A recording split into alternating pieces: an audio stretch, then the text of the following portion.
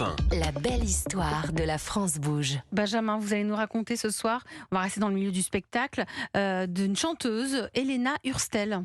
Ouais, cette Française vit aujourd'hui en Floride, à Miami, mais sa passion pour le chant démarre à Strasbourg, où elle grandit. Ce sont ses parents qui d'ailleurs se sont rencontrés à la chorale, qui vont lui donner cette envie de chanter dans la voiture. Parce qu'en fait, à chaque trajet, même pour aller faire les courses, à peine entrés dans la voiture, ils écoutent ça.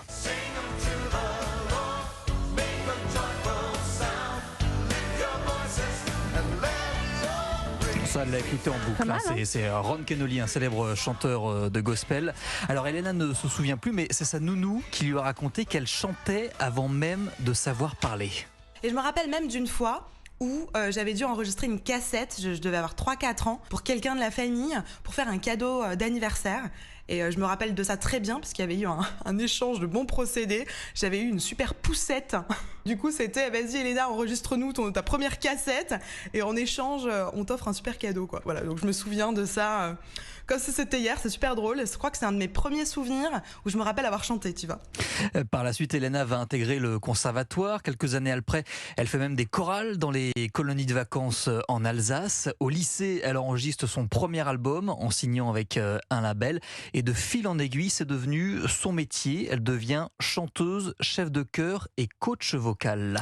Et c'est le Covid qui va bousculer son aventure musicale. Et ouais, du jour au lendemain, elle perd tous ses contrats. C'est donc durant les confinements qu'elle envisage l'idée de se lancer sur les réseaux sociaux.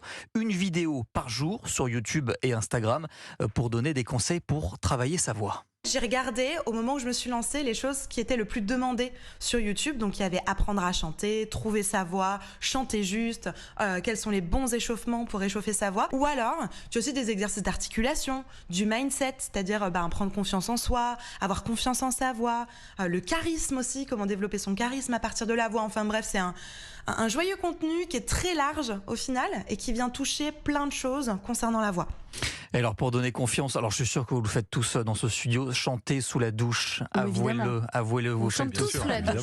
On a tous l'impression de bien chanter comme Céline Dion. Comment ça se fait qu'on a l'impression de bien chanter sous la douche? Justement, dans une de ses vidéos, Helena, elle a une explication, écoutez. Première chose à prendre en compte, évidemment, c'est l'acoustique. La plupart du temps, on est dans du carrelage, on est dans un tout petit endroit, dans une espèce de petit cocon comme ça. Donc forcément, ça résonne. Tous les chanteurs vous le diront, ils veulent de la reverb. Qu'est-ce que c'est de la reverb? C'est une espèce d'écho qui va, arrondir la voix, masquer un petit peu les défauts. Et devinez quoi, dans la douche avec l'acoustique, c'est ce qui se passe en fait. Voilà pour l'explication. Et elle vient justement de sortir un livre, Faites du bruit, aux éditions Alizio, avec plein de conseils pour travailler sa voix. Et ben voilà, donc on va tous chanter avec Helena Hurstel. Merci pour la belle histoire, Benjamin Lévesque.